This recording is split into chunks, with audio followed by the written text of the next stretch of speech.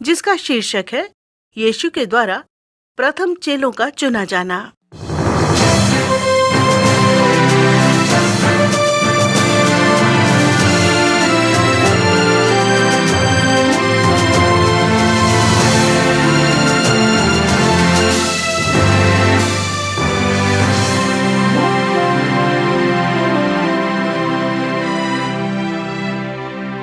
परमेश्वर का वचन कहता है, क्योंकि परमेश्वर ने जगत से ऐसा प्रेम रखा कि उसने अपना इकलौता पुत्र दे दिया, ताकि जो कोई उस पर विश्वास करे वो नष्ट ना हो परंतु अनंत जीवन पाए। प्रिय श्रोताओ, नाटकों की इस श्रृंखला में आपका हार्दिक स्वागत है। यीशु परमेश्वर का इकलौता पुत्र अद्भुत रीति से कुंवारी मरियम से पैदा हुआ और वो एक साधारण यहूदी बालक के रूप में बड़ा हुआ, लेकिन अब वो बालक एक वयस्क पुरुष हो गया है। यीशु मसीह ने यहूदियों की व्यवस्था को पूरा करने के लिए बपतिस्मा लिया और अपने आप को तैयार किया परमेश्वर की सेवा को पूरा करने के लिए। परमेश्वर के कार्य को पूरा करने के लिए यीशु मसीह को कुछ लोगों का चुनाव करना जरूरी था जो उसकी सेवा में सहायता करें। यीशु मसीह के द्वारा उन चुने हुओं को तैयार करना जरूरी था ताकि वो लोग उसकी सहायता कर सकें और हर मुसीबत में दृढ़ और मजबूत रह सके। तो लीजिए श्रोताओ, प्रस्तुत है अगला नाटक जिसका शीर्षक है यीशु के द्वारा प्रथम चेलों का चुना जाना। ये नाटक परमेश्वर के वचन में लिखित घटनाओं और चरित्रों पर आधारित है।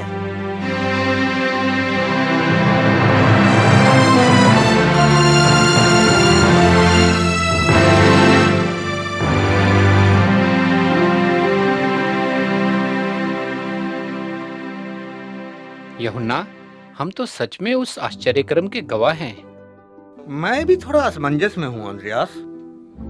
क्या यूहन्ना बपतिस्मा देने वाला अपनी सत्य कह रहा था जब हम उसको छोड़कर आ रहे थे? उसके शरीर के भाव से तो मुझे भी ऐसा ही लग रहा था। क्या उसने यही कहा था? देखो, ये परमेश्वर का मेमना है जो जगत के पाप उठा ले जाता है। ये वही है जिसके विषय में मैंने कहा था, एक पुरुष मेरे पीछे आता है जो मुझसे श्रेष्ठ है। मैंने तो सोचा था कि यूहन्ना बपतिस्मा देने वाला ही अभिषिक्त है, लेकिन उसने इस बात को खुद कबूला कि वो नहीं है। वो तो लोगों को आने वाले मसीहा के लिए तैयार करने का कार्य कर रहा था, ताकि परमेश्वर का भेजा हुआ मसीह संसार के लोगों को पाप के बंधन से छुड़ा सके। मैं भी इस बात पर यकीन करता हूँ कि यूहन्ना ही वो प्रतिज्ञा किया हुआ मनुष्य है। मुझे तो कुछ समझ ही नहीं आया कि पवित्र आत्मा कबूतर की नाई यीशु के कंधे पर आकर बैठ गया और ये आवाज सुनाई दी।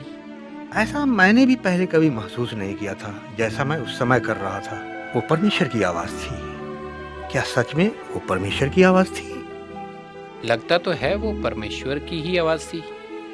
यूहन्ना बपतिस्मा देने वाला तो पूरे विश्वास के साथ कह रहा था कि यीशु ही मसीह है। मैंने यूहन्ना बपतिस्मा देने वाले से बहुत कुछ सीखा है। मुझे तो उसे छोड़कर जाने का मन ही नहीं कर रहा था। याद करो अंद्रयास, यूहन्ना बपतिस्मा देने वाले ने हमसे क्या कहा था?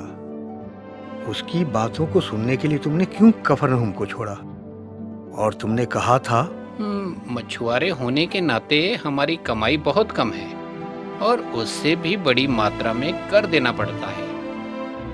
हम कुछ भी करने के लिए तैयार हैं और किसी ने हमें बताया है कि तुम यहाँ उत्तर दिशा में यरूशलेम के पास प्रचार कर रहे हो और तुम्हारे पास जीवन में आनंदित रहने का भेद है और हम तुम्हारे पास आए हैं। क्या तुमने बपतिस्मा देने वाले का चेहरा देखा था? वो तो पूरी तरह दया और समझदारी से भरा हुआ था। और उसने हमसे पूछा कि मैं तुम्हारी कैसे सहायता कर सकता हूँ, लेकिन जो कुछ भी हमने उससे सीखा वो तो पूरी तरह हमारी समस्या का समाधान नहीं था। तुमने बिल्कुल ठीक कहा अंद्रयास, लेकिन परमेश्वर के मार्ग के बारे में सीखना तो हमारे लिए ज्यादा महत्वपूर्ण है। अपने जीवन में हम परमेश्वर के बारे में अधिक जान सकते हैं। हमें जल्द ही यीशु के पास पहुंचना चाहिए। आओ चलकर देखें कि क्या सचमुच में यीशु के द्वारा बपतिस्मा सही है।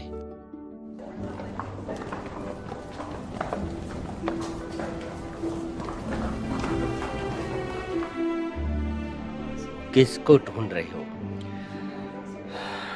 हाँ गुरु, हम आप ही को ढूंढ रहे हैं। क्या बात है? तुम मुझे क्यों ढूंढ रहे हो?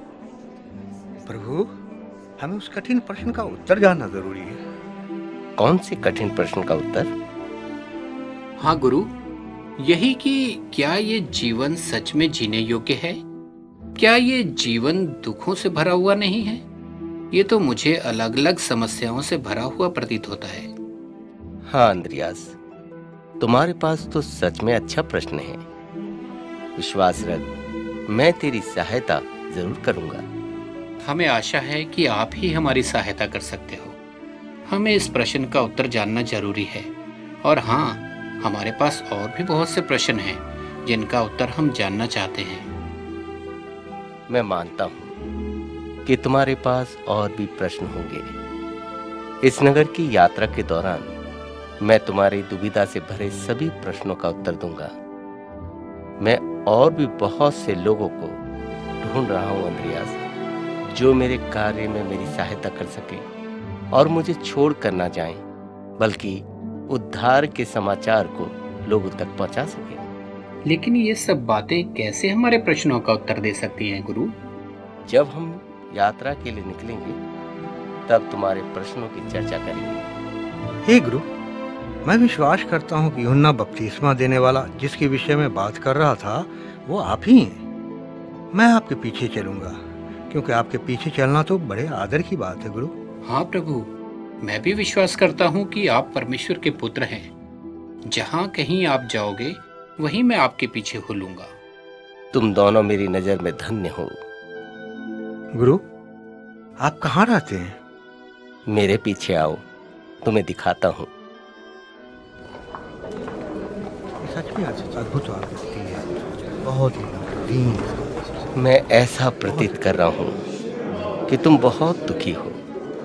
क्या चीज तुम्हें परेशान कर रही है? गुरु, जीवन तो खाली और व्यर्थ प्रतीत होता है। क्या ये जीवन सच में जीने के योग्य है? परमेश्वर का भय मानने से जीवन बढ़ता है और उसका भय मानने वाला ठिकाना पाकर सुखी रहता है। क्या आप ये कह रहे हैं कि परमेश्वर का भय मानने से जीवन का अर्थ पता लगता है? बिल्कुल सही कहा तुमने। परमेश्वर हमारे जीवन में सर्वप्रथम होना चाहिए। उसका स्थान धन, परिवार और जीवन की किसी भी चीज से पहले होना चाहिए। लेकिन प्रभु जी, सूर्य उदय होने से पहले और उसके अंत होने तक हम परिश्रम करते हैं। कड़ी मेहनत का तो कोई अंत ही नहीं है। तुम्हारा जीवन है ही क्या? तुम तो बहाव के समान हो, जो थोड़ी देर दिखाई देती है फिर लोप हो जाती है। उसके विपरीत तुम्हें ये कहना चाहिए, यदि प्रभु चाहे तो हम जीवित रहेंगे और ये या वो काम भी करेंगे। आपके कहने का अर्थ ये है कि यदि हम परमेश्वर पर भरोसा रखेंगे तो वो हमारी सहायता करेगा और हमारे जीवन का कोई मकसद होगा। हाँ, यही मैं समझाने का प्रयास कर रहा हूँ। लेकिन गुरु, यदि ये जीवन अलग अलग समस्याओं से भरा हुआ जान पड़ता है तो इसका क्या मकसद हो सकता है? मेहनत करो और फिर मर जाओ। क्या ही धन्य है वो जो कंगाल की सुधि रखता है। विपत्ति के दिन परमेश्वर उसको बचाएगा। अच्छा गुरु, तो अब समझ आया। परमेश्वर हमें आशीष देता है जब हम उसकी और दूसरों की सेवा करते हैं। अंद्रियास, अब तुम मेरी बात को समझ गए हो। तुम और भी परमेश्वर के मार्ग की शिक्षा और किस प्रकार जीवन महत्वपूर्ण है जान सकते हो। चलो थोड़ा आराम कर लेते हैं।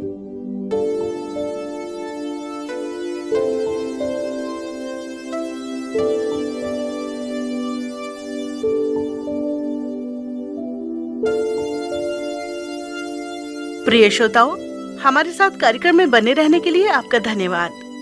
यीशु ने अपनी सेवा को शुरू कर दिया था और वो और भी बहुत से लोगों की खोज में थे जो परमेश्वर के उस उद्धार के सुसमाचार को खोए हुए संसार के लोगों को सुनाने में उनकी सहायता कर सके।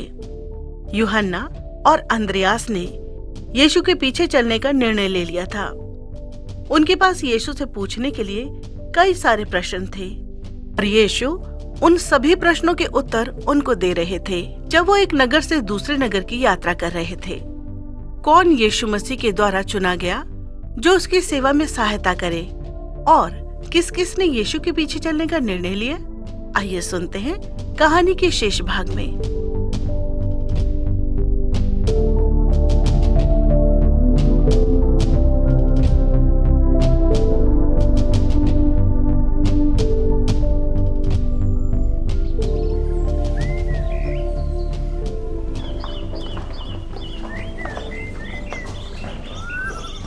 शमौन, तुम कहाँ हो? मैं तुम्हें हर जगह ढूंढ रहा था। हाँ हाँ, कहो, ऐसी कौन सी महत्वपूर्ण बात है? यूहन्ना और मैंने मसीह को, जो परमेश्वर का अभिषिक्त है, पा लिया है। ओह, फिर से? लेकिन इस बार हमें पूरी तरह से निश्चय है। थोड़ा सब्र करो अंद्रियास, तुम्हारी सांसें फूल रही हैं, थोड़ा रुको। किसी चीज की परवाह किए बिना मैं ये बातें बताने के लिए दौड़ा चलाया हूँ, ताकि उस महान गुरु के विषय में बता सकूं जो संसार में भेजा गया है। अंद्रियास, मैंने पहले भी इस प्रकार की अफवाह सुनी थी और आज भी वही बातें हो रही हैं। शमौन, ये अफवाह नहीं है। मैंने उस महान गुरु के साथ स्वयं व्यक्तिगत बात की है। इस बार तो हमें पूरी तरह निश्चय है कि वही मसीह है। शमौन, जब यूहन्ना बपतिस्मा देने वाले ने यीशु को बपतिस्मा दिया था, तो परमेश्वर का आत्मा कबूतर के समान यीशु के ऊपर उतरा था और आकाश से ये शब्द भी सुनाई दिया था कि ये मेरा प्रिय पुत्र है। ओहो अंद्रियास, क्या तुम्हें मालूम है कि मैं क्यों तुम पर विश्वास नहीं कर रहा? मैंने ये बातें पहले सिर्फ तुमसे ही नहीं सुनी, बल्कि और भी बहुत से लोगों से सुनी है। उसने हमारे सभी प्रश्नों के उत्तर बड़ी सरलता से दे दिए थे और परमेश्वर के मार्ग की वो शिक्षा दी जो पहले हमने कभी किसी भविष्यवक्ता से नहीं सुनी। कृपया मेरे साथ चलो और खुद अपनी आंखों से देख लो। चलो, आओ हम भी देखें, ताकि तुम्हारी ये मूर्खता की बातों का अंत हो जाए।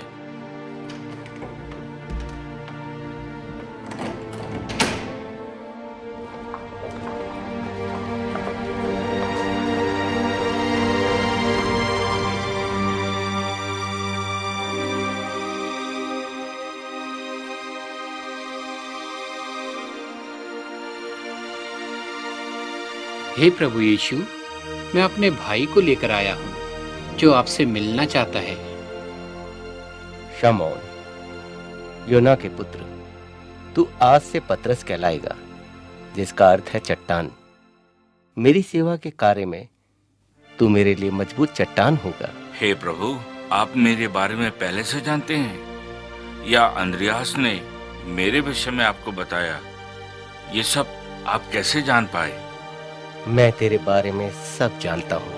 तू मेरे पिता की नजर में महान होगा। मुझे तो कुछ समझ नहीं आ रहा कि मैं क्या बोलूं। हम लोगों को सच्ची धार्मिकता की शिक्षा देंगे और जो परमेश्वर हमसे चाहता है वो लोगों को बताएंगे। मैं इस संसार में व्यवस्था को समाप्त करने नहीं आया, बल्कि उसको पूरा करने आया हूँ।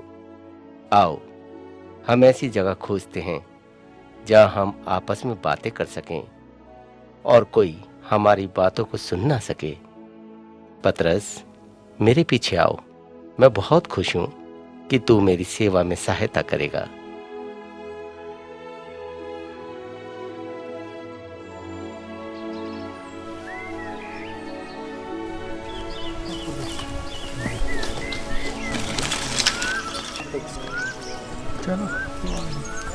आओ, यहाँ बैठकर बातें करते हैं।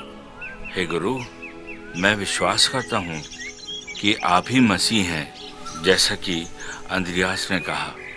परमेश्वर की सेवा करने के लिए तुम्हारा इस बात का स्वीकार करना आवश्यक था। हमें अभी और भी लोगों की आवश्यकता है जो परमेश्वर की सेवा को छोड़कर ना जाए, बल्कि सब चीज़ों को छोड़कर पिता की सेवा करें। हे गुरु, आपके साथ सेवा करना तो मेरे लिए बड़े सम्मान की बात है, लेकिन ये कार्य आसान ना होगा। हे प्रभु, आप मुझ पर भरोसा कर सकते हैं। मैं आपको कभी छोड़कर नहीं जाऊंगा। मैं आपकी तरह बनना चाहता हूँ और जहाँ कहीं आप मुझे लेकर जाएंगे वहीं मैं जाऊंगा। अंद्रियास ने मुझे आपके विषय में सही बताया था। मैं तो बड़ा मूर्ख था जो उसकी बात पर विश्वास नहीं किया। ये व्यक्ति, हाँ, भाई से मिलते हैं, क्या कर रहे हैं? बहुत नाम सुना है, बहुत चर्चा लोग करते हैं, बड़े बड़े कार्य कर रहे हैं। हाँ, देखते हैं। फिलिपुस, मैं तुम्हें ढूंढ रहा था। मैं चाहता हूँ कि तुम मेरे पीछे चलो। आप कौन हैं? मैं यीशु हूँ। लेकिन मैं आपके पीछे क्यों चलूं? क्योंकि मैं मसीह हूँ, वायदा किया हुआ परमेश्वर का पुत्र। लेकिन मैंने तो सुना था कि आप यरूशलेम में हैं, लेकिन आप तो यहाँ गलील में हैं। हाँ, मैं वहाँ था, लेकिन अब गलील में ही हूँ। क्या आप मुझे पूरे रास्ते ढूंढते आए हैं? हाँ फिलिपुस, लेकिन क्यों? मुझे तेरी सहायता की जरूरत है। मेरे पास परमेश्वर की ओर से मनुष्य के छुटकारे का समाचार है, जिसको फैलाना आवश्यक है, और वो काम मैं अकेला नहीं कर सकता।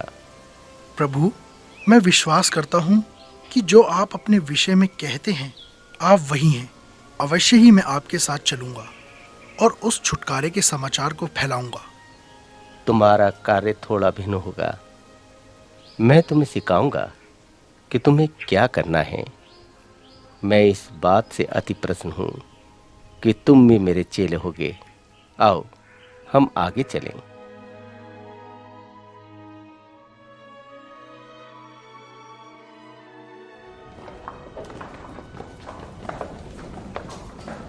नथानियल, हमने उसे पा लिया जिसके विषय में मूसा और भविष्यवक्ताओं ने लिखा था। कौन है वो? नासरत का यीशु, यूसुफ का पुत्र है वो। मैंने तो सोचा था कि मसीह का नाम कुछ एलिया होगा। नहीं नहीं नहीं, उसका नाम यीशु है। वो नासरत से है। लेकिन कोई अच्छी वस्तु नासरत से निकल सकती है? तुम जानते तो हो कि वो लोग कैसे हैं, बिल्कुल बुरे। नथानियल, किसी भी व्यक्ति के रहने के स्थान से हम पता नहीं लगा सकते कि वो कैसा है। चलो, तुम खुद ही चलकर देख लो। मैं क्षमा चाहता हूँ, मुझे इस तरह नहीं सोचना चाहिए था। इस बात की भविष्यवाणी पूर्व काल के भविष्यवक्ताओं द्वारा पहले से की जा चुकी है कि मसीह बैतलहम से आएगा। यीशु ही मसीह है, मैं निश्चय के साथ कह सकता हूँ। कृपया तुम खुद चलकर देख लो। अगर तुम कह रहे हो तो मैं चलता हूँ, लेकिन शायद तुमसे सहमत ना हूँ। मैं सच में चाहूंगा कि तुम चलकर देखो। निश्चय ही तुम मुझसे सहमत होगे। आओ, जल्दी चलिए।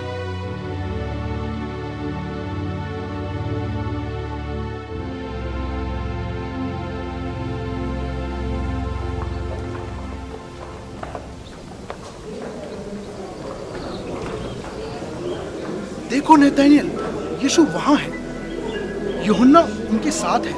आओ चलें, मुझे तुम्हारा परिचय देना जरूरी है।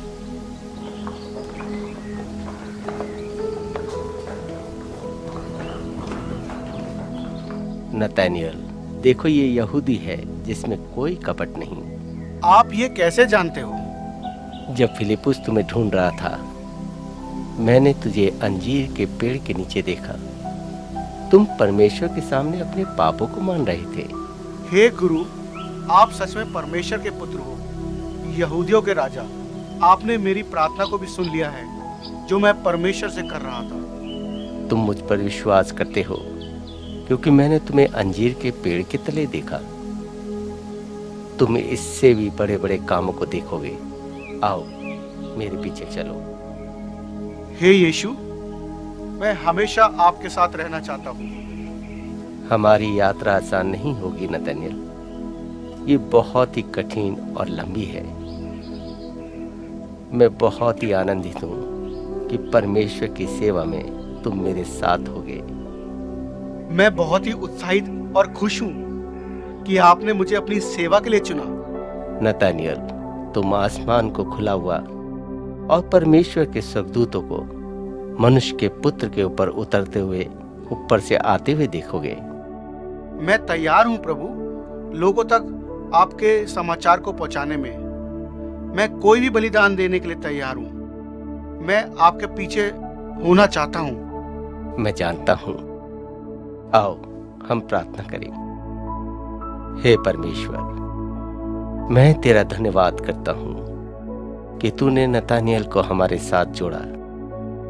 धन्यवाद मेरी अगुवाई करने के लिए, ताकि इन लोगों के साथ तेरे कार्य को पूरा कर सकूं।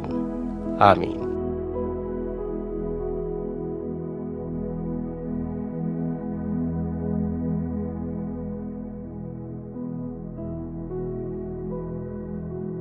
श्रोताओ, यीशु ने कुछ लोगों को अपनी सेवा में सहायता देने के लिए और परमेश्वर के प्रेम और उद्धार के समाचार को संसार भर में फैलाने के लिए चुन लिया।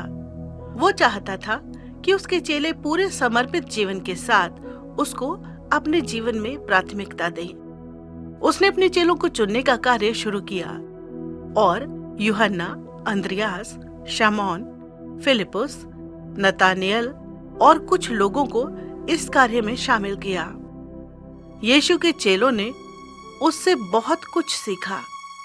ये कितने उत्सुकता की बात है कि वो उसके साथ साथ चलने के लिए चुने गए और उसके मित्र बने। श्रोताओ, हम भी उसके चेले और उसके मित्र बन सकते हैं। हमारे पास समय है कि हम उसको अपना प्रत्युत्तर दे सके। परमेश्वर ने हमें रचा है। उसने आपको और मुझे भी बनाया है। क्योंकि उसने हमारी रचना की है, इसलिए हम उसके लिए बहुत ही मूल्यवान हैं। वो हमें अनंत प्रेम करता है। परमेश्वर ने अब्राहम को अपना मित्र कहा। परमेश्वर ने मूसा से बातें की जैसे कोई अपने परम मित्र से बातें करता है। परमेश्वर हमारा मित्र है। हम उससे एक मित्र की तरह बातें कर सकते हैं। अब मैं एक छोटी सी प्रार्थना करने जा रही हूँ। ध्यानपूर्वक प्रार्थना को सुनिए और उसे अपनी व्यक्तिगत प्रार्थना बना लीजिए तथा प्रतिदिन उसे दोहराइए। आइए प्रार्थना करें। प्यारे परमेश्वर, मैं आपका धन्यवाद करती हूँ क्योंकि आपने मेरी रचना की, इसलिए मैं आपके लिए बहुमूल्य हूँ। धन्यवाद आपके अनंत प्रेम के लिए जो आपने मुझसे किया। धन्यवाद मुझे अपना मित्र बनाने के लिए। आमीन। परमेश्वर आपको बहुतायत से आशीष दे।